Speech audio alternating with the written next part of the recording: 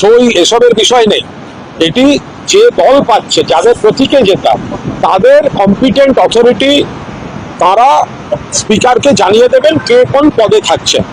তো তার বাইরে গিয়ে স্পিকার সাহেব পিক অ্যান্ড চুজ যদি করতে যান, সেটা আইনের সঙ্গে সঙ্গতিপূর্ণ কিনা সেটা এখন আদালতে বিচারাধীন। কিন্তু স্পিকার সাহেব তিনি তার পছন্দের লোক করতে চেয়েছেন বা তার শ্যাডো করতে চেয়েছেন, যাতে যাতে তার হাউস চালাতে সুবিধা হয়। ওই বাবুরাম সাপুরে কোথা যাস বাপুরে, যে ওই যে সাপ ছিল না, ওই সাপ জ্যান্ত গোটা দুই আনতো, যে করে না কো ঠুসঠাস, করে না কো ফোঁসফাস, এরকম সব ব্যাপার ছিল।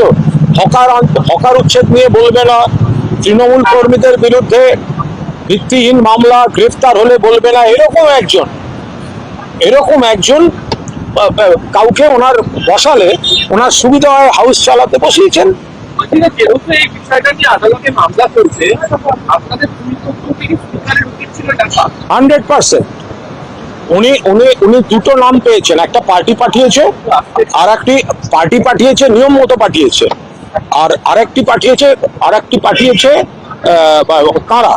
প্রথম কথা, নিয়ম মতো দেখুন, নিয়ম মতো যেটা আমরা জানি, যদিও বিচারাধীন, নিয়ম মতো এই কজন বিধায়ক কোন দিকে বা সই, এগুলো ব্যাপারই নয়। ব্যাপার হচ্ছে যারা বিরোধী দলনেতা পাবেন তারা সেই পার্টি সিম্বলে যেটা, সেই পার্টি তার কম্পিটেন্ট হাইয়েস্ট অথরিটি যেটা লিখিতভাবে স্পিকারকে জানাবেন, সেটাই। আর 2 নম্বর হচ্ছে, কোন পার্টি থেকে এক্সপেলড কোনো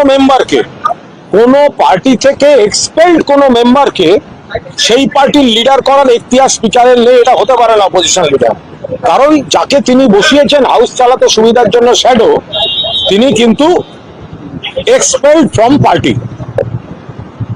আজকে উত্তরবঙ্গে গিয়েছিলেন মুখ্যমন্ত্রী, তিনি সেখানে গিয়ে বলেছেন যে উত্তরের যে ঋণ সেটা তারা শোধ করছেন এবং গত কয়েক বছর ধরে সেটা করেছেন। দেখুন, উত্তরবঙ্গে মাননীয় মুখ্যমন্ত্রী গেছেন, যেতেই পারেন, কিন্তু একটা জিনিস আমাদের সকলকে মনে রাখতে হবে, যে পাহাড় যখন অশান্ত ছিল, ডুয়ার্স যখন অশান্ত ছিল, সেখানে শান্তি ফিরিয়েছেন কিন্তু মমতা বন্দ্যোপাধ্যায়। যখন সিপিএম আমলের শেষ দিকে সিপিএম এর নেতা মন্ত্রীরা পর্যন্ত পাহাড়ে উঠতে পারতেন না, নিত্য ধর্মঘট, অশান্তি, অগ্নিসংযোগ, বিক্ষোভ, সেই পরিস্থিতি থেকে মমতা বন্দ্যোপাধ্যায় অচলাবস্থা কাটিয়ে পাহাড়কে আবার স্বাভাবিক করেছেন, শান্ত করেছেন, পর্যটকদের আবার যাওয়ার মতো করেছেন, অর্থনীতি চালু করেছেন, লাগাতার বন্ধের কালচার বন্ধ করে দিয়েছেন, এবং সবচেয়ে বড় কথা, ডেমোক্রেটিক সেটআপ, সংসদীয় গণতন্ত্র, যে কেউ জিতবে, যে কেউ হারবে, বাট একাধিক দল ভোটে অংশ নেবে, ভোটের মধ্যে দিয়ে ঠিক হবে পাহাড় কারা চালাবে, এই সিস্টেমটা কিন্তু পাহাড়ে প্রতিষ্ঠা করে দিয়েছেন মমতা বন্দ্যোপাধ্যায়। এটা ভুলে গেলে চলবে না। এবং সেখানে বিভিন্ন ধরনের উন্নয়নমূলক কাজকর্ম ইত্যাদি হয়েছে। ফলে এখন যিনি যান, তিনি তো যেতেই পারেন, তিনি আজকের মুখ্যমন্ত্রী, কিন্তু সিপিএম জমানার অচলাবস্থা থেকে পাহাড়কে শান্ত করে স্বাভাবিক করেছেন, সেটা মমতা বন্দ্যোপাধ্যায় রেলমন্ত্রী হিসেবে এবং মুখ্যমন্ত্রী হিসেবে, এটা ভুলে গেলে চলবে না।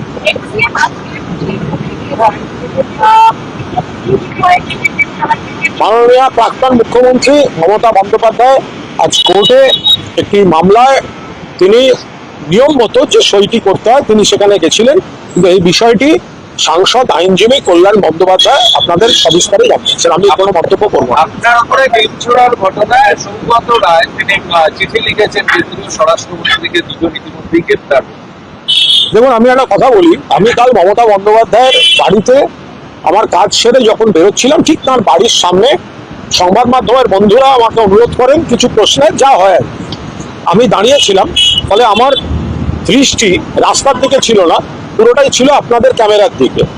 সেই সময় আমি একা, নিরস্ত্র, কোনো সিকিউরিটি নেই, সেই অবস্থায় একটি ছেলে এসে সামনে ডিম মারল, মেরেছে। আমি কি করবো? একে কি বীর বলবেন না কাপুরুষ বলবেন? কাপুরুষ বলবেন।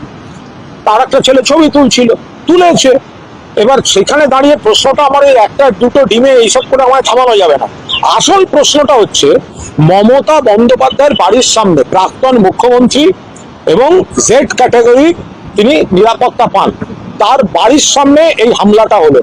সবচেয়ে বড় কথা যেটা নিয়ে আমরা এগোবো আরো, সিআইডি যেদিন মমতা বন্দ্যোপাধ্যায়ের বাড়ি তল্লাশি করতে যায় অভিযোগে প্রকাশ, সেদিন সিআইডি তাদের তরফে সাক্ষী হিসাবে, নিরপেক্ষ সাক্ষী হিসাবে যে ব্যক্তিকে ভেতরে ঢুকিয়েছিলেন তিনি সম্ভবত যে ব্যক্তি ডিম মেরেছেন এই ব্যক্তি কিন্তু এক। আমরা থানায় চিঠি দিয়েছি এই দুটি মানুষ এক কিনা, যদি এক হয়ে থাকে তাহলে পুলিশের মদত নিয়ে সে কি ভেতরে ঢুকে কি করে এলো গোটা বাড়িটা, কে কোথায় বসেন, কে কি করে, কাকে কোথা দিয়ে বেরোলে, কি করে একটা দুষ্কৃতী, একটা গুন্ডা যে প্রাক্তন মুখ্যমন্ত্রীর বাড়ির সামনে হামলা করছে তাকে সিআইডি কার রেফারেন্সে নিয়ে গেল, তার সোর্সকে তার রেফারেন্সে মমতা ব্যানার্জির বাড়িতে নিয়ে গেল কিভাবে? কিভাবে হতে পারে যে সিআইডির অফিসিয়াল সাক্ষী যে সিজার লিস্টে সই করছে সেই লোকটাই 3 দিন বাদে ওই বাড়ির সামনে হামলা করতে আসছে? ফলে এর পেছনে আরো বড় মমতা বন্দ্যোপাধ্যায়ের নিরাপত্তা আরো বড় সড়ো ভাবে বিঘ্নিত হতে পারে কিনা, ওই বাড়িতে আরো কোনো বড় বিপদ ঘটতে পারে কিনা, সিআইডির সাক্ষী, সিআইডির যিনি উইটনেস তিনি সেই বাড়ির সামনে হামলা করছে, কি করে হতে পারে এটা? এটাই আসল প্রশ্ন এবং আমরা এটা তদন্ত চাইছি। আর তৃণমূলের নতুন যে কমিটি এবং যাদের ধরেছিল বেলেবেল সেকশন দিয়েছিল, ইন্টারিম বেল হয়েছে, একটা বন্ড আর সপ্তাহে 2 দিন করে থানায় হাজিরা। তৃণমূলের যে নতুন কমিটি তৈরি হচ্ছে সেখানে দেখা যাচ্ছে যে পুরোনো লোকেদের উপরই আস্থা রাখা হচ্ছে, আইপ্যাককে টেনে ফেলা, অভিষেক বন্দ্যোপাধ্যায়ের ক্ষমতা খর্ব হওয়া কোনো দিচ্ছে। আমি এই নিয়ে কোনো মন্তব্য করবো না। আমাদের এখানে কারুর ক্ষমতা বাড়ানো, খর্ব, অমুক তমুক এর মধ্যে না। দলের মিটিং এ যা সিদ্ধান্ত হয়েছে আমরা দেখেছি, দলের অভ্যন্তরীণ ব্যাপার যেভাবে হচ্ছে সেইভাবে হচ্ছে। পুরোনো লোকেদের উপরে আস্থাটা পুরোনো নতুন সবার উপরে আসা আছে, কত নতুন বিভিন্ন প্রজন্মের কত মানুষ আসছেন, কত তরুণ তরুণী যুব নেতা আসছেন। তো অভিষেক বন্দ্যোপাধ্যায়কে নানা মামলায় লাগাতার তলব করা হচ্ছে, আজ পর্যন্ত তলব করা হচ্ছে।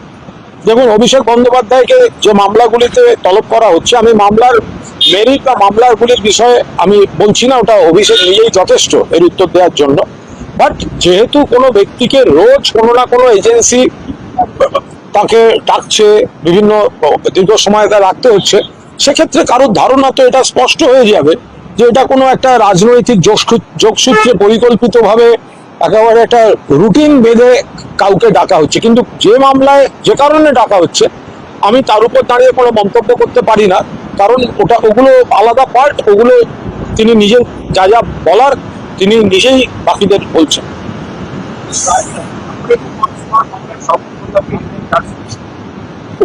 এটা সম্পূর্ণ যাকে দিয়েছেন তিনি বুঝবেন, তার লয়াররা বুঝবেন। এটা যদি প্রতিহিংসার চার্জশিট হয় তাহলে সেটা কোর্টে প্রমাণ হয়ে যাবে, বাকি এটা আইনের বিষয়। আর চার্জশিট দেওয়া মানেই, চার্জশিট মানেই আমি কাউকে জাস্টিফাইও করছি না, বা চার্জশিট মানেই কিন্তু তিনি অপরাধী নন। চার্জশিট অনেক সময় যেটা সাজানো চায় একটা গল্প লিখে জমা দিতে পারে, বাকিটা কোর্টে হবে।